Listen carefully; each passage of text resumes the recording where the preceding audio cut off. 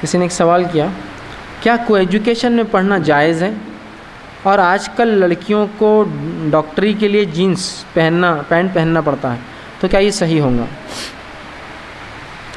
किसी ने एक सवाल किया, क्या को एजुकेशन मतलब मर्दों और औरतों का साथ पढ़ना, लड़के और लड़कियों का साथ पढ़ना जो गैर महरम हो, क्या दुरुस्त है? तो देखिए, को एजुकेशन की तो इजाज़त शरीयत नहीं देता।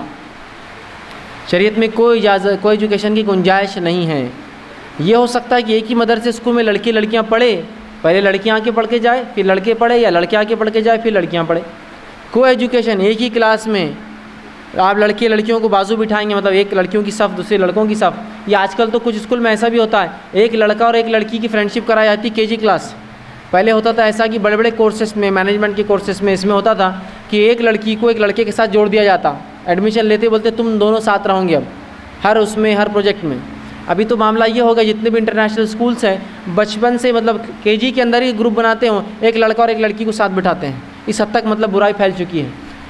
तो या क्या इसमें दुरुस्त है? तो याद है कि को एजुकेशन का शरीयत में कोई गुंजाइश और कोई तसव्वुर नहीं, सिवाय इसके कि हमारी अगर मजबूरी हो तो इसके भी हल है। जगह की कमी हो सकती है कोई स्कूल के अंदर, भाई लड़के लड़कियों को अलग पढ़ाना मुश्किल है, ठीक है, इतना स्टाफ नहीं है, और एक टीचर 2 लेक्चर नहीं ले सकता, अलग अलग टाइम पर पूरा 8 घंटे नहीं रुक सकता। तो गुंजाइश हो सकती है, कम जगह है, तो आप ऐसा कीजिए, लड़कों को आगे बिठाइए, लड़कियों को पीछे बिठाइए।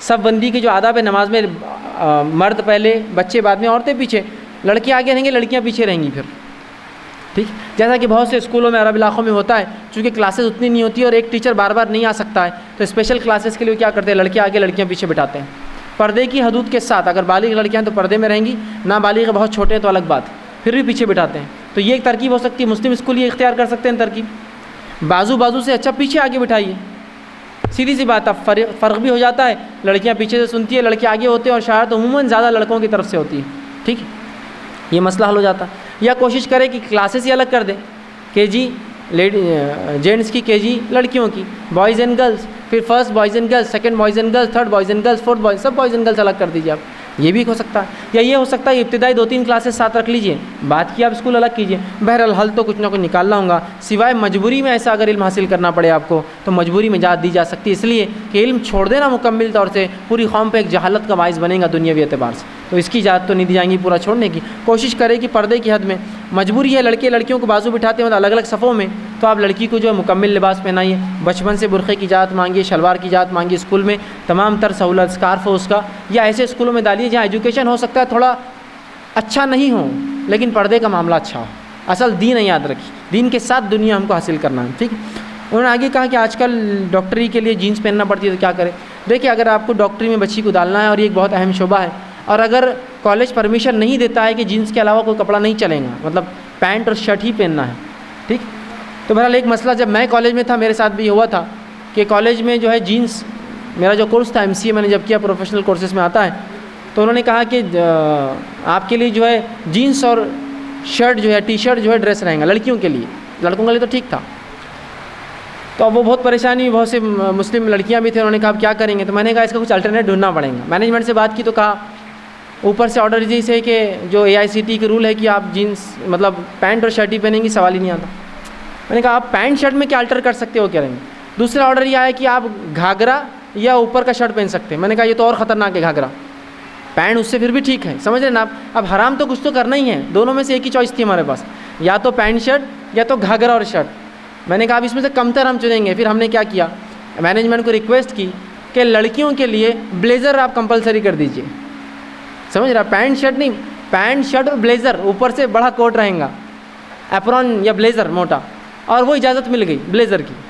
तो देखिए मतलब उनका कोर्स भी हो गया, लेकिन बहरहाल मुकम्मल पर्दे की इजाज़त तो थी नहीं किसी भी हाल में, लेकिन उनका एजुकेशन भी हो गया, और साथ में हमको एक 2 ख़राब में से एक कम ख़राब चॉइस करने का मौका मिल गया।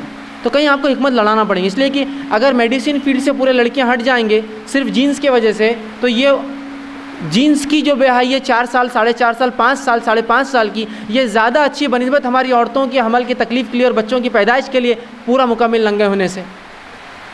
सीधी सी बात है ना, आप 2 हराम में से एक चुनना ही है मुझे और आपको। एक तरफ औरतों का गैर मुस्लिम या मुस्लिम डॉक्टर मर्दों के सामने जो है बेहया होना, अपने इलाज के लिए जाना, या गैर मुस्लिम औरतों के सामने जाना, या दूसरी तरजीह है कि मुस्लिम डॉक्टर जो 4 साल कम से कम ये लिबास पहन ले मजबूरन और बाद में मुसलमानों की खिदमत करे, तो फिर जब 2 में से कोई हराम चुनना है तो मैं कहूँगा जीन्स पहन ले फिर, क्योंकि वो जो होगा वो ज़्यादा बुराई होंगी बनिस्बत ये जीन्स पहनने से। अब इसमें क्या करें आप, इसमें एहतियाती पहलू ये रखें, डॉक्टर्स ने जीन्स पहन लिए, ठीक है, उसके ऊपर आपका लंबा शर्ट हो, इसमें कोई आपको रोक नहीं सकता कुर्ते से, उस पर आप क्या कीजिए, लंबा एप्रॉन बनाइए, बिल्कुल यहाँ से शुरू हो तो पूरा घुटने तक। देखिए मैं हराम में उसको मतलब वो ख़राबी को मिनिमाइज़ करता जा रहा हूँ। एप्रॉन तो डॉक्टर पहन सकता है, फुल आस्तीन का शर्ट पहनिए, अगर कोई नहीं डॉक्टर है आस्तीन से ख़राबी होती है, पूरे मेल डॉक्टर्स आस्तीन पहनते हैं तो फीमेल क्यों नहीं पहन सकती फिर? अगर प्रॉब्लम है तो उस पर हम ग्लव्स पहनेंगे, ठीक है, उसके ऊपर सेफ्टी कवर्स डालेंगे हाथों पर, ठीक। तो आप फुल आस्तीन का शर्ट पहन लीजिए और लंबा कुर्ता पहनिए, जो आजकल कुर्ते आ रहे हैं ना, मर्द भी पहनते हैं औरतें एक जैसे होते हैं, उनके डिज़ाइन होता है लंबा कुर्ता चाक वाला, वो कुर्ता पहन लीजिए। तो ये फ़ैशन भी है तो कोई कुछ मना नहीं कर सकता, फ़ैशन को कोई मना नहीं करता है, सलीक़े अदब से पूरी तकलीफ़ होती है मैनेजमेंट्स को और कॉलेजेस को। तो वो पहन लीजिए, एक आपका कुर्ता लंबा हो गया, शर्ट से बच गए, एप्रॉन इतना लंबा डालिए घुटने तक लेकर चल जाइए उसको, तो ये भी मसला हल हो गया। अब क्या कीजिए, स्कार्फ डाल दीजिए सर पर, स्कार्फ को मना नहीं कर सकते, इसलिए कि वैसे भी जो है आप जब थिएटर में जाते हैं तो कुछ ना कुछ सर पे बांधना है डॉक्टर को, तो बोला सर बांध ली, स्कार्फ मना नहीं करेंगे। और उसके बाद स्कार्फ बांधने के बाद अपनी सेफ्टी के लिए वो आप ढाटे के बदले जो है वो मेडिकल एड की सेफ्टी का वो डाल लीजिए, ख़त्म। अब तो सवाल ही नहीं, मुंह का पर्दा भी हो गया, सर का पर्दा भी हो गया, जिस्म का पर्दा भी हो गया, होता है ना सेफ्टी के लिए।